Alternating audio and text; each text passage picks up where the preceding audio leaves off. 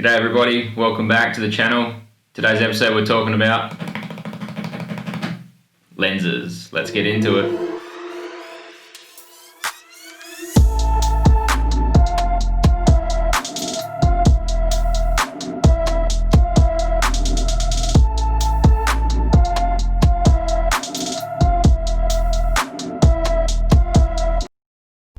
What is going on everybody? Welcome back to yet another episode. If you're new here, welcome. Today we're talking about lenses. I'm going to break this video down into a few different sections. I'm going to do primes against zooms. I'm going to tell you about wide versus telephoto lenses, and I'm going to tell you about the price of lenses, and I'm also going to tell you about the aperture of the lenses.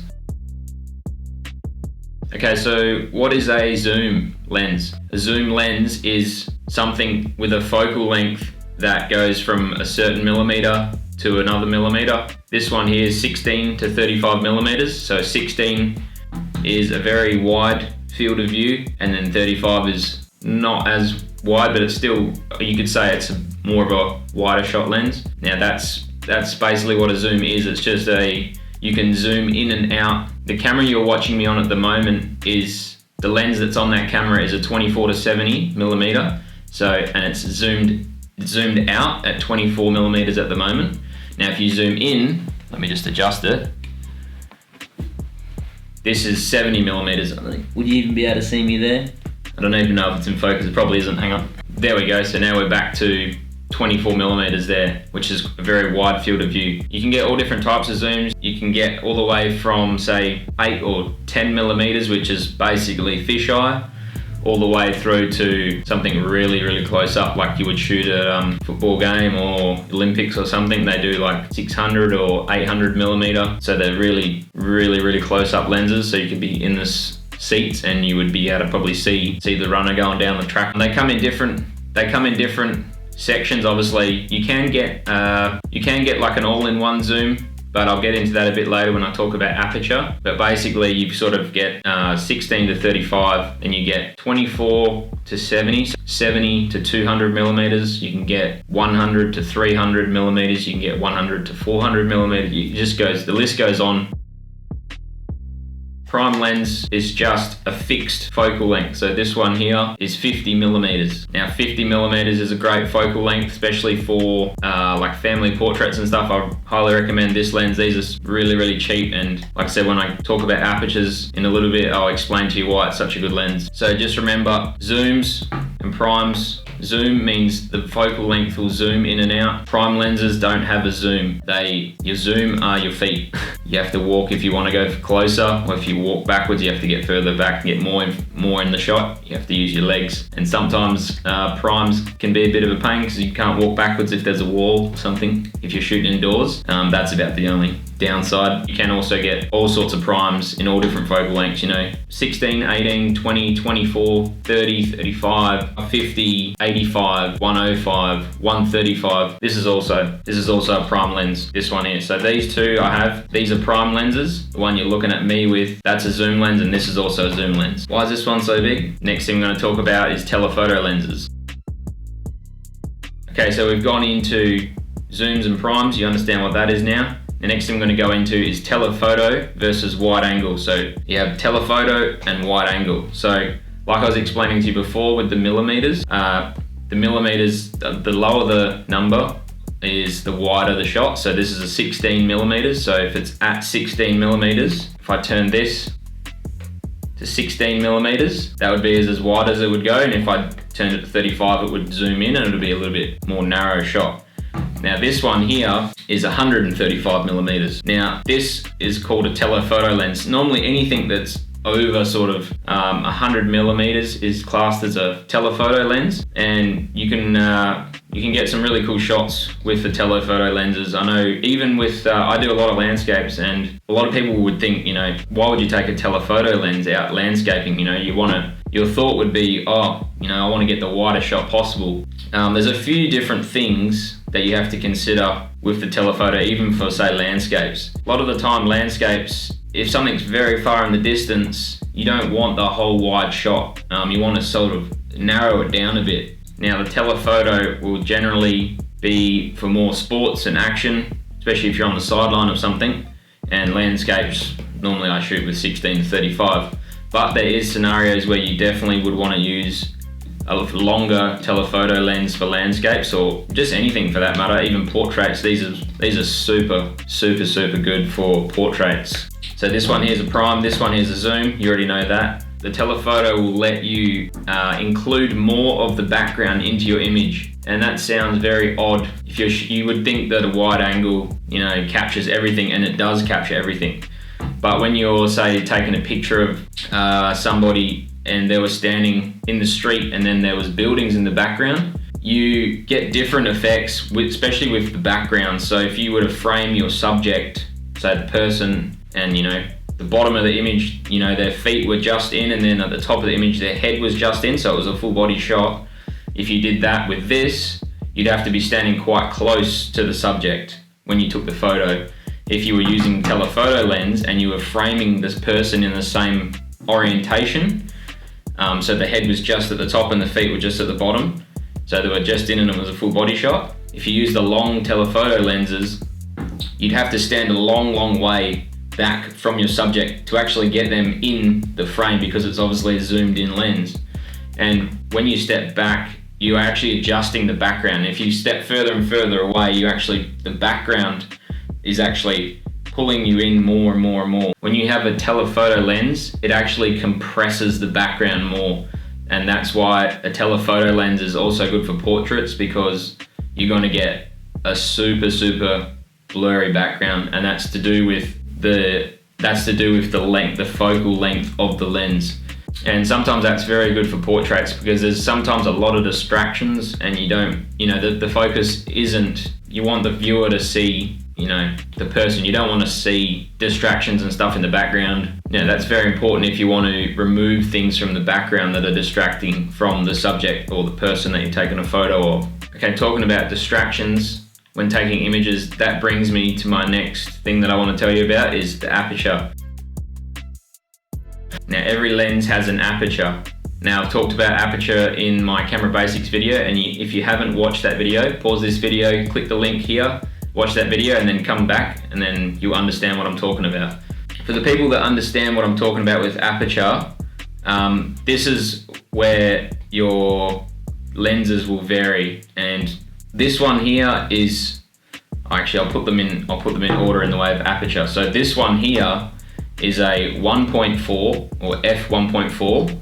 This one is an f2.0, and this one is a f2.8. And that is the most wide open aperture that these lenses will go. So what aperture allows you to do, and the people who've watched the video for my camera basics will know what I'm talking about. When you use a lower number aperture, so the blades are wide open, the image you get will be more blurry in the background, or whatever you didn't focus on will be like super blurry. When you do portraits, you don't want to see someone in the background. You want to isolate the subject in that focal plane. You just want them to be in focus.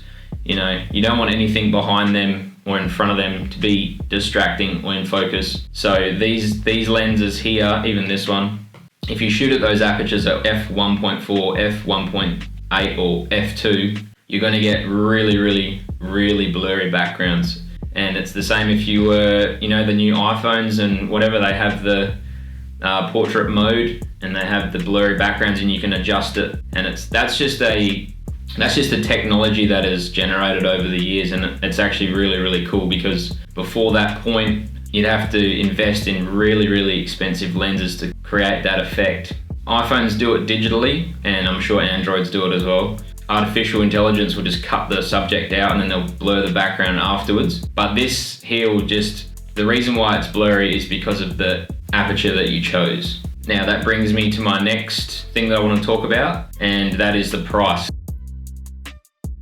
You're probably wondering, if you didn't know anything about lenses, if you've ever been in a camera shop, or even if you've just looked online and you've seen lenses, and you're wondering why some lenses, they can go from $100 to like $4,000, and that is just ridiculous money to spend on a lens, especially if you don't even know most people don't even understand how to fully use a DSLR, and you invest in the DSLR, which is also a little bit expensive to start with, and it comes with a kit lens, and until you've clicked on these videos you actually didn't realize how much potential your DSLR can actually have, especially over an iPhone. Once you understand how to use your camera, you're going to get way better results than you could ever imagine. It's going to bring your photography to the next level. Now, why is some lenses expensive and some not?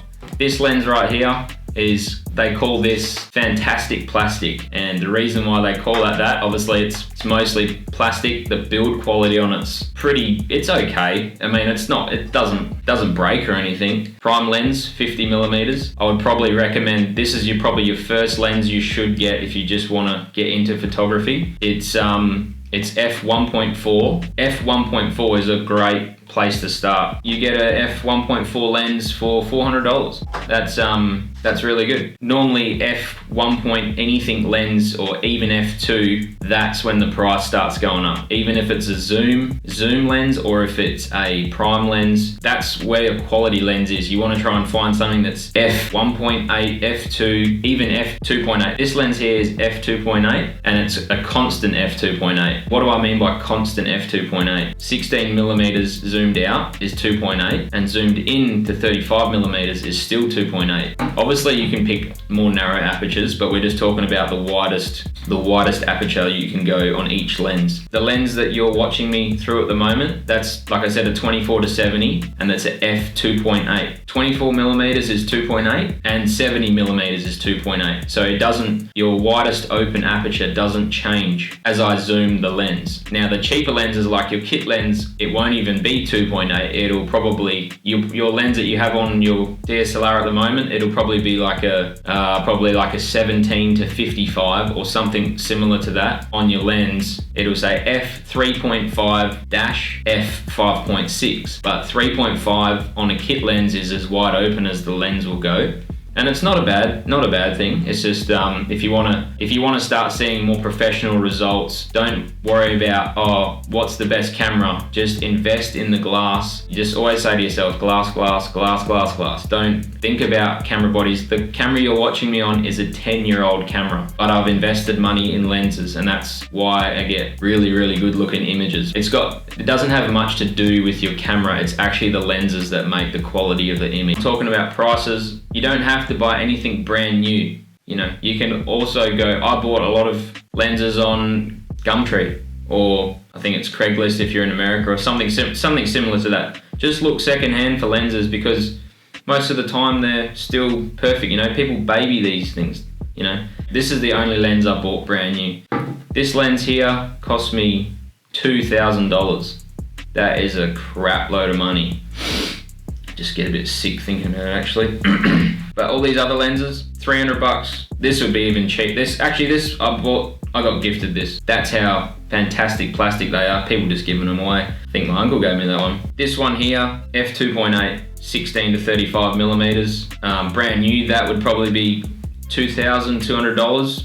I got this on Gumtree for $1,200. Then the one I'm filming on now is a 24-70 f2.8. I also got that off Gumtree for $700, and them brand new would probably be about $1,500 or $1,600. That's just a quick idea for you guys on how much the lenses actually are. Hopefully that educates you a bit on why they're so expensive and why some lenses are cheap. Hopefully you can make your own decisions on what kind of photography you want to do. But I promise you, if you upgrade your lens to something like an expensive lens, you're gonna really start to enjoy photography, and you're gonna be blown away when you put a nice lens on your camera and start taking photos. You'll start to realize the potential of your photography. Hopefully those guidelines will help you sort of make better decisions on how, you know, what photography you like to shoot. If it's, say, something far away, you want to shoot your kids doing sports and you're always on the sidelines, and you want to zoom in and make sure, you know, you can see your kid kicking a goal. Or if you want to shoot landscapes like I do, then maybe go more towards the wide angle lenses. Or if you want to do portraits, you probably want to go with more of a